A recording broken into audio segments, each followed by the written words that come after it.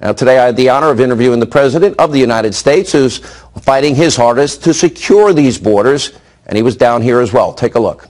Mr. President, Thank you very much. Rio Grande behind us. These are the guys on the front line. You're giving them encouraging messages. Right behind them is 500 pounds of drugs that they have captured from this river. That's right. They are incredible people.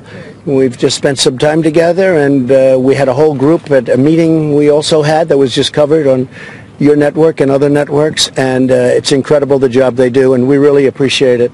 That's right. They have a tremendous amount of drugs that they just captured right behind us, and that's what they do. And if we had a barrier, a steel barrier, a concrete barrier, coal, whatever you want, it wouldn't we wouldn't have the problem. I have some shots that will show in this.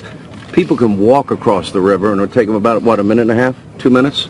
That's all it would take. And if there is no barrier, all those drugs get in. If these guys can't carry every inch of the 2,000 miles. That's right. They have easy access into the United States. We've built a lot of wall. We've renovated a tremendous amount of wall with money that we've already gotten. And we're continuing that, but now we really just want to get it going and finish it up, and we're going to build the new wall. And it's common sense. It really is. When you think of it, whether you're into the world of law enforcement, like these incredible folks behind us that understand the wall so easily, I mean, it would make their job so much better. And they could also go to other areas, because where you have the wall, you don't need so many people. We would probably pay for that many times in 1 year, if you think about it, just many times. So it's not a money thing, it's a political thing. They look at the 2020 race and they're not feeling too good about it. They'll do whatever they can to win. I have tapes of maybe 20 Democrats. They all use the same phrase, manufactured crisis. Interestingly, their best friends in the media, they're all using the same word, manufactured crisis. So we have drug cartels, we have gangs that we're dealing with, 90% of America's heroin crossing our southern border, and then of course we've had homicides, and we've had sexual assaults, 100,000 violent assaults. What do you say to that talking point the media and the Democrats are using? This is manufactured. Well, you know, I watched last night. I saw on your show last night, actually, where you had anchor after anchor using the exact same word. It's manufactured. Sounds like they're in collusion. A little collusion. That's the real collusion, okay? That's the real collusion. You take a look, because they all use the exact same term. I mean, literally the exact same two words. But they had manufactured. I said, where did they come up with that? It's a manufactured crisis. No, it's a manufactured soundbite, because it was just a soundbite. But virtually every, I call it the fake news. I'm sure you haven't heard, because you're not fake news, actually. You're real news. And there is some of that. No, there is some of that around, fortunately, and these are great people. These are patriotic people that do it correctly. But, when I hear that term, manufactured, and you see every single group using it, it's very sad. We lose 300 Americans a week. 90% of the heroin comes into the country. But in the last 2 weeks, we lost Officer Singh in California. Right. Then Pierce Cochran. I had his parents on the show this week. I saw that. I don't know how you recover after losing a child. Killed by illegal immigrants. I've met and I've interviewed so many angel moms and dads. Yep, me too. Are they going to say that to them, the people that lost their loved ones, their sons, their daughters, their parents? Well, Sean, many of the people that aren't getting their check, they get it. They're going to get it soon. But many of the people, they're with us 100%. They want us to win this battle. These people want us to win. Everybody wants us to win this battle. It's common sense. Death is pouring through. We have crime and death. And it's not just at the border. They get through the border, but then they filter into the country. And you have MS-13 gangs in different places like Los Angeles, and you have gangs all over Long Island, which we're knocking the hell out of. But there should be no reason for us to have to do this. They shouldn't be allowed in. And if we had the barrier, they wouldn't be able to get in. Okay, so the point, everybody that I have met and spoken to, they all say, tell the president if you see him, hold the line. Oh, yeah. Now, you said earlier today that it's likely, that you're very likely going to declare a national emergency. How soon would that happen? No, if we don't make a deal with Congress, most likely I will do that. I would actually say I would. I can't imagine any reason why not, because I'm allowed to do it. The law is 100% on my side. So if we can't make a deal with Congress, then we should be able to make a deal with Congress. If you look, Democrats in Congress, especially the new ones coming in, are starting to say, wait a minute, we can't win this battle with Trump because of the fact that it's just common sense. How can we say that a wall doesn't work? They show on helicopters empty fields of people just running through. And you put a wall, they can't run through. It's very simple. What are the options, though? If you declare a national emergency, the Pentagon also has the funds available that they would be able to help support the building of the wall. If we don't make a deal with Congress, which we should be able to, really just common sense, and there's some compromise needed. And look, they know that the walls work. You know what works? A wheel and a wall. They call it a medieval thing. Well, you know, I'm looking at all these very expensive cars all over here, loaded up with machine guns, and every single one of them has wheels. It's a wheel is an old thing, and a wall is an old thing. There are two things they work. They work. A wall would be so effective. It would solve so many killings and so much death and drugs and human trafficking, where they tape up women on their face. They tape them up and they put them in the back of a car or a van, and they drive right through our border. I guess the next most important question is, when you do that, would you expect they're going to go judge shopping? They'll go to the Ninth Circuit. They'll go to California to start the process. Are your attorneys telling you there's an expedited way, perhaps, to the Supreme Court? They are saying there possibly is, and hopefully we wouldn't even have to go through it. The law is very clear. I mean, we have the absolute right to declare a national emergency, and this is security stuff. This is a national emergency, if you look at what's happening. And you just heard the statement. They came in last week or this week from Pakistan and different people. They got them. You see, Sarah Carter last night had people from Bangladesh. Absolutely. And they come in through the southern border because it's really considered the space and the place where they can get in, and we want to close it up. These people have done the greatest job. It's hard work, and it could be a lot easier, and it would be virtually 100% effective. And Nancy and Chuck know that, but it's politics. It's about the 2020 campaign. It's about running for president. That's what they're doing. They're already doing it. It's a shame. We got to put the country first. When you see the same Democrats, Hillary, Obama, Biden, Schumer, all supporting this, you know, in 2006, 2013, right? They're not supporting it now. Is it because you're the president and they don't want you to get a win? Shouldn't the win be about the country being safer, more secure? They know what I'm saying is 100% right. And it's not only us, it's everybody saying it. These people say it, everybody says it.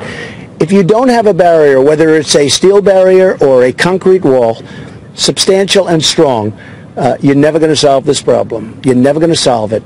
And I don't need this. Look, I could have done something a lot easier. I could have enjoyed myself. I haven't left the White House because I'm waiting for them to come over in a long time. You know that. I stayed home for Christmas.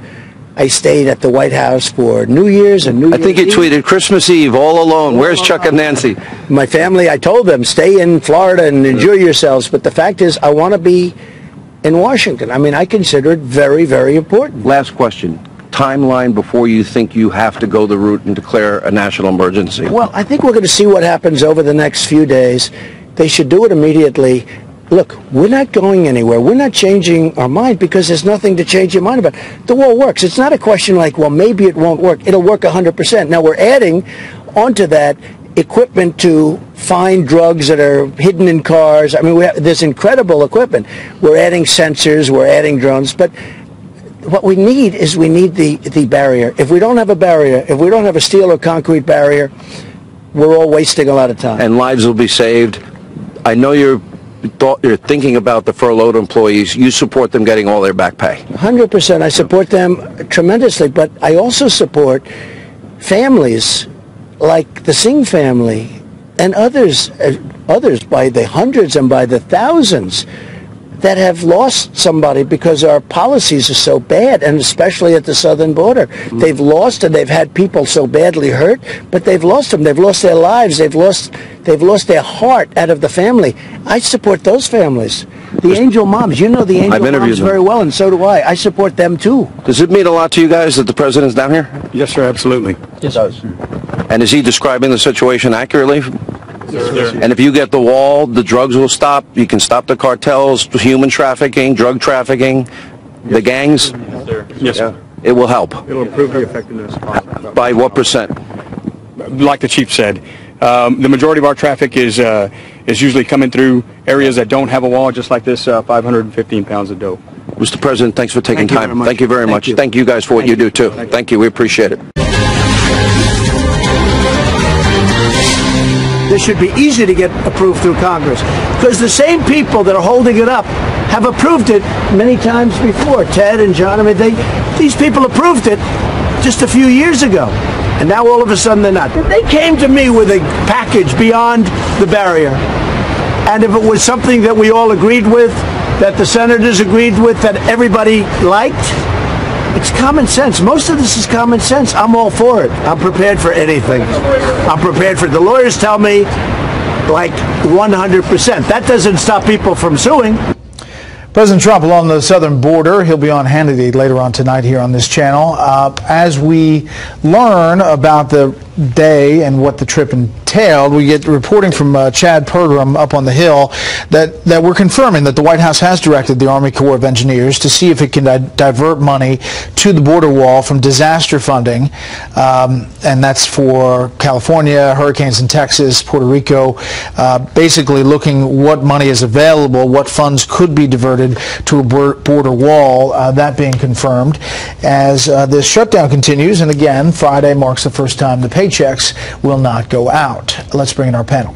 David Brody, Chief Political Analyst for the Christian Broadcasting Network, National Security Analyst Morgan Ortegas, and Jonathan Swan, National Political Reporter for Axios. Jonathan, Lindsey Graham's effort to cobble together this moderate coalition to kind of try to get some compromise seemed to fall flat on its face today. Yeah. So we're back to ground zero. And it does seem, from everything I'm hearing from inside the administration, that they've basically given up on a congressional solution, which means it's either declare the emergency, which, you know, take them into a court fight, or OMB, the budget office, has been looking for creative ways to find other pots of money that they can move around. Most of it comes out of the Pentagon. Army Corps of Engineers, of course, is within the DoD budget, but all of these options are politically and legally challenging, and, you know, but it's no surprise at all that he's looking to tap into these disaster funds. There was a lot of money appropriated by Congress. A lot of it hasn't been spent, and Trump has already said privately to aides that he wants to stop giving money to Puerto Rico. So it doesn't surprise me at all that that's where they're heading. Meantime, Morgan, Republicans are pointing to Democrats who have spoken a lot about border security. Take a listen.